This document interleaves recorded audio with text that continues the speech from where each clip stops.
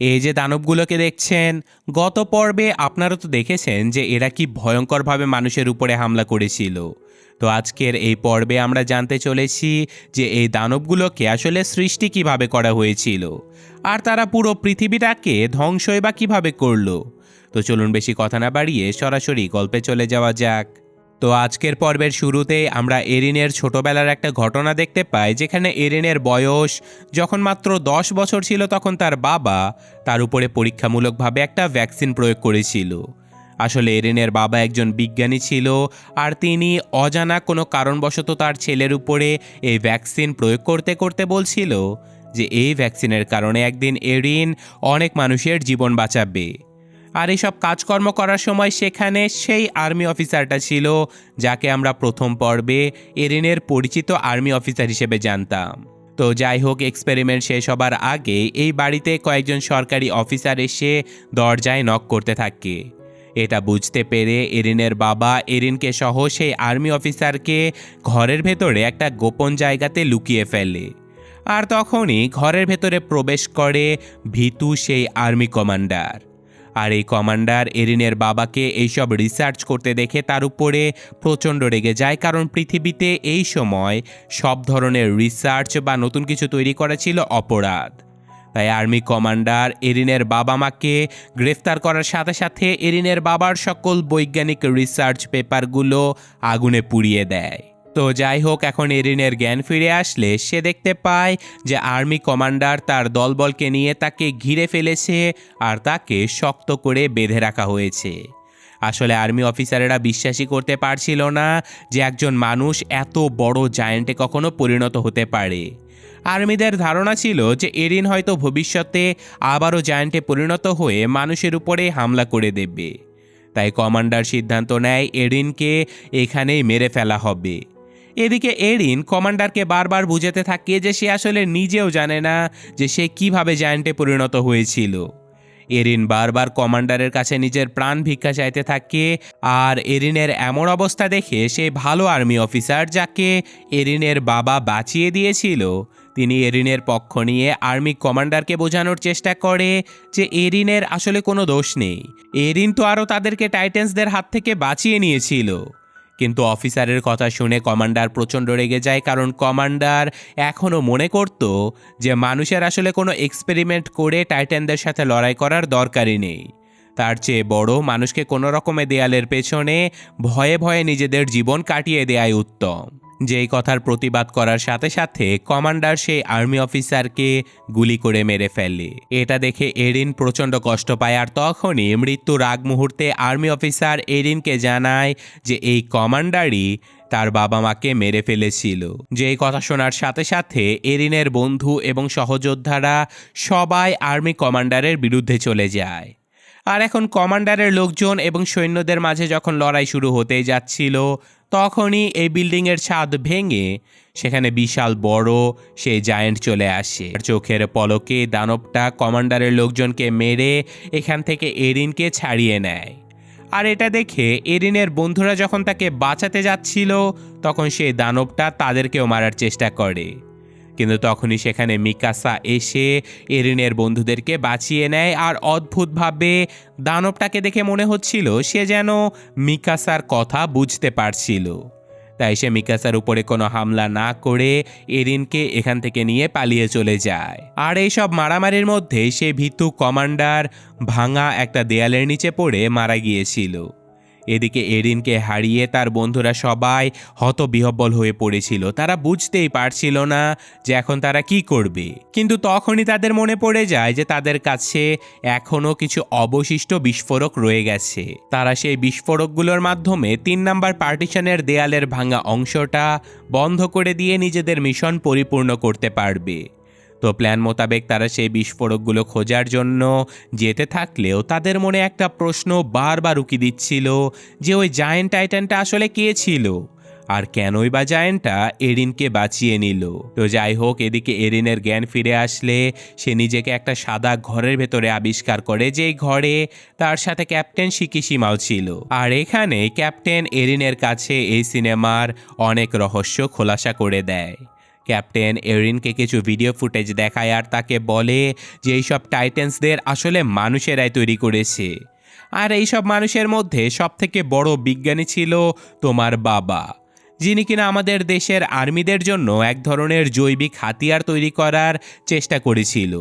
তিনি মানুষকে স্বাভাবিকের চেয়ে কয়েকশো গুণ বেশি শক্তিশালী করার একটা এক্সপেরিমেন্ট করেছিল, কিন্তু দুর্ভাগ্যবশত এক্সপেরিমেন্টটা ফেল হয়ে যাবার কারণে মানুষের মাঝে এক ধরনের আননোন ভাইরাস খুব দ্রুত ছড়িয়ে পড়ে।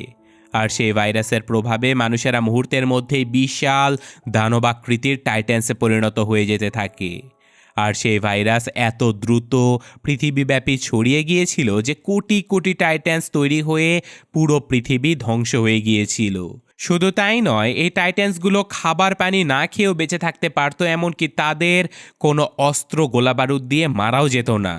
আর এদিকে যে মানুষগুলো স্বাভাবিক ছিল তারা নিজেরাও একে অপরকে মারতে শুরু করেছিল, কারণ স্বাভাবিক যে কোনো মানুষ ভাবতো যে অন্যজন হয়তো যে কোনো সময় টাইটেন হয়ে যেতে পারে। তাই দানবে পরিণত হবার আগেই মানুষেরা একে অপরকে খুন করতে থাকে। পরিস্থিতি যখন প্রচণ্ড খারাপ হয়ে গিয়েছিল তখন তোমার বাবা সেই টাইটেন্সগুলোকে মেরে ফেলার জন্য বিভিন্ন রকমের এক্সপেরিমেন্ট করতে থাকে, আর তিনি নিজের এক্সপেরিমেন্টের মাধ্যমে একটা ভ্যাকসিন তৈরি করে ফেলেছিল যেটার পরীক্ষামূলক প্রয়োগ তোমার উপরেই করা হয়েছিল। তোমার বাবার ইচ্ছে ছিল যে এই ভ্যাকসিনগুলোর ম্যাস প্রোডাকশন করে সকল মানুষের ভেতরে ইনজেক্ট করে মানুষদের টাইটেন্সদের সাথে যুদ্ধ করার জন্য তৈরি করা। কিন্তু ততদিনে সরকার যেহেতু সকল ধরনের এক্সপেরিমেন্ট অবৈধ ঘোষণা করেছিল, তাই তোমার বাবা মাকে আর্মি কমান্ডার ধরে নিয়ে গিয়ে মেরে ফেলেছিল। তবে তোমার বাবার তৈরি করা সেই ভ্যাকসিনের প্রভাবে তুমি যে কোনো সময় নিজেকে জায়ান্ট টাইটানে পরিণত করে রাক্ষসে টাইটানগুলোকে মেরে ফেলতে পারবে। তুমিই পারবে এই পৃথিবীটাকে আবারও আগের মতো সুন্দর করে তুলতে। আর আমরা এই টাইটেনদের ভয়ে এই দেয়ালের পেছনে লুকিয়ে থাকতে চাই না। আমরা টাইটেনদের সাথে যুদ্ধ করে পৃথিবীটাকে নিজেদের দখলে নিতে চাই। যে কথাগুলো শুনে এরিন খুব সহজেই ক্যাপ্টেনকে সাহায্য করার জন্য রাজি হয়ে যায়, কারণ সে তো অনেক আগে থেকেই বাইরের দুনিয়াতে যেতে চাইতো। তো যাই হোক, এখন ক্যাপ্টেন এরিনকে এ ঘর থেকে বাইরে বের করে নিজের দলের লোকজনদের সাথে পরিচয় করিয়ে দেয়। আর এখানে আমরা জানতে পারি যে ক্যাপ্টেনের লোকজনেরাই বারবার কমান্ডারের সেই অস্ত্রগুলো চুরি করার চেষ্টা করেছিল। ইভেন তারা বেশ কিছু অস্ত্র চুরি করে প্রস্তুত হয়েছিল টাইটেন্সদের সাথে যুদ্ধ করার জন্য।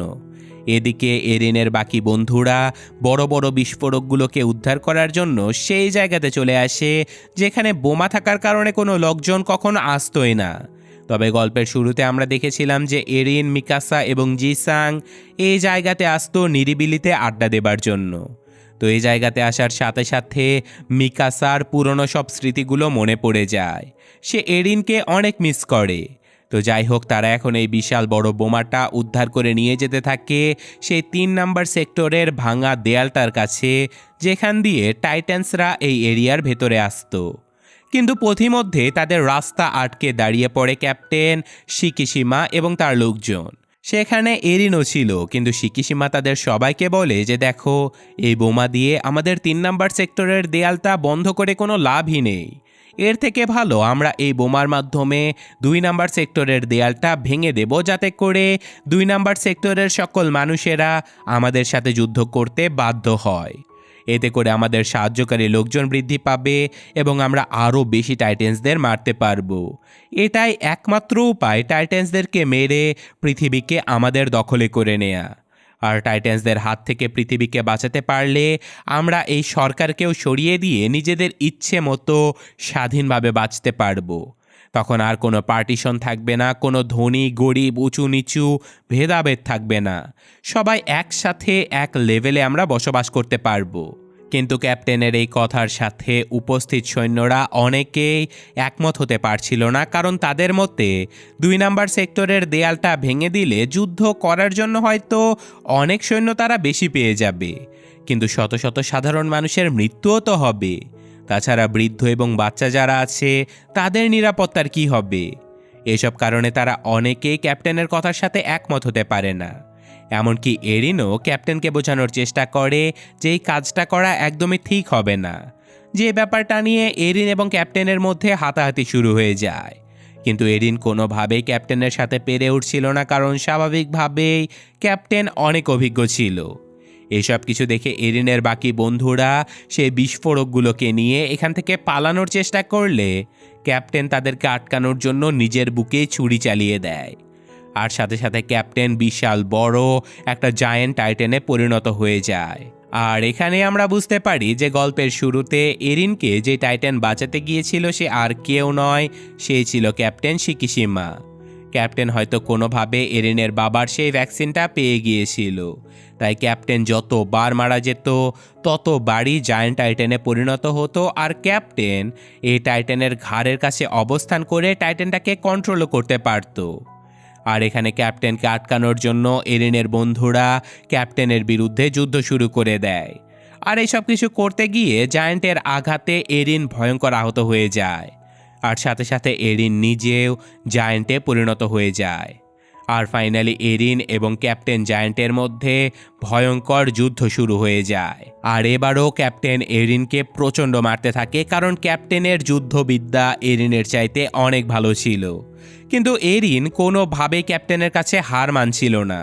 সে কোনো রকমে কৌশলে এক পর্যায়ে ক্যাপ্টেনকে হারিয়ে দিতে সক্ষম হয়। এরপর এরিন তার বন্ধুদের উদ্ধার করে নিয়ে আসা সেই বোমাটা নিয়ে কোনো রকমে 3 নাম্বারের সেই ভাঙা দেয়ালটার উপরের অংশে গিয়ে লাগিয়ে দিতে সক্ষম হয়। কিন্তু ততক্ষণে এরিন প্রচণ্ড দুর্বল হয়ে গিয়েছিল, কারণ যে মানুষেরা ভ্যাকসিনের প্রভাবে জায়ান্টে পরিণত হতো তাদের সাময়িকভাবে শক্তি এবং গতি অনেক বেশি হলেও তারা খুব বেশি সময় টাইটান্সের রূপে থাকতে পারতো না। আর অপরদিকে যে মানুষেরা ভাইরাসের আক্রমণে টাইটানে পরিণত হয়েছিল তারা কিন্তু প্রায় অমর ছিল।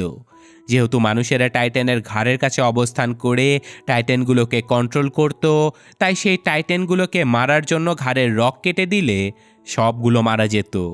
তো যাই হোক, তারা সবাই যখন বোমাটা বিস্ফোরণ হবার অপেক্ষা করছিল তখনই সেখানে দেয়ালের উপরে আর্মি কমান্ডার চলে আসে, যিনি দেয়াল ধসে পড়ার পরেও প্রাণে বেঁচে গিয়েছিল। আর এখন কমান্ডার এখান থেকে সবাইকে চলে যেতে বলে, কারণ কমান্ডার কখনোই চাইতো না যে দেয়ালের অপর পার্শ্বের দুনিয়া মানুষেরা কখনো দেখতে পাক। কমান্ডারের এইসব কথা শুনে কেউ যখন রাজি হচ্ছিল না তখন কমান্ডার রেগেমেগে এরিনের পায়ে গুলি করে দেয়, যেটা দেখে সাথে সাথে এরিনের এক বন্ধু তীর ছুঁড়ে কমান্ডারকে মেরে ফেলে। আর সাথে সাথে কমান্ডার পরিণত হয়ে যায় সেই বিশাল বড় জায়ান্ট টাইটানে, যাকে আমরা এই সিনেমার প্রথম পার্টের শুরুতে দেখেছিলাম, যার পায়ের আঘাতেই মূলত এই দেয়ালটা ভেঙে গিয়েছিল। আসলে এই জায়ান্ট ছিল কমান্ডার নিজেই। তিনি ইচ্ছাকৃতভাবে মানুষকে ভয় দেখাতো, এমনকি শত শত মানুষকে টাইটানের খাদ্যে পরিণত করত, যাতে মানুষেরা চিরজীবন এই টাইটান্সদেরকে দেখে ভয়ে দেয়ালের ভেতরে বন্দী হয়ে থাকে। এইসব কিছু বুঝতে পেরে এরিন এই বিশাল দানবের উপরে হামলা করে দেয়। আর সুযোগ বুঝে সে যখন এই দানবটাকে মারতে যাচ্ছিল তখনই কমান্ডারের এই বিশাল দানব এরিনকে ধরে ফেলে। বেচারা এরিন যখন আটকা পড়ে গিয়েছিল তখনই নিজের জীবনের মায়া ত্যাগ করে ক্যাপ্টেন শিকিশিমা নিজের জায়ান্ট রূপে এসে সেই বোমাটা নিয়ে সরাসরি লাফিয়ে পড়ে এই বিশাল দানবের মুখের মধ্যে। আর মুহূর্তের মধ্যে এই বোমাটার বিশাল বিস্ফোরণে কমান্ডারের এই দানব সহ ক্যাপ্টেন শিকিশিমাও সেখানে মারা যায়। শুধু তাই নয়, এই বিশাল বিস্ফোরণে দেয়ালের উপরের অংশটা ভেঙে সে ভাঙা অংশটা চিরতরে বন্ধ হয়ে যায়। ফাইনালি দেয়ালের ভেতরের অংশটা আবারও আগের মতো নিরাপদ হয়ে যায়। আর গল্পের একদম শেষে এরিন এবং মিকাসা সে দেয়ালের উপরে উঠে প্রথমবার এ দেয়ালের বাইরের দুনিয়াটা দেখতে পায়, যেটা দেখার ইচ্ছা এরিনের ছোটবেলা থেকেই ছিল। আর এই ঘটনার সাথে সাথে গল্পের দ্বিতীয় পার্টটাও শেষ হয়ে যায়। যারা প্রথম পার্ট দেখেননি তারা এখানে ক্লিক করে দেখে নিতে পারেন। আমি আজকের মতো বিদায় নিচ্ছি। আল্লাহ হাফেজ।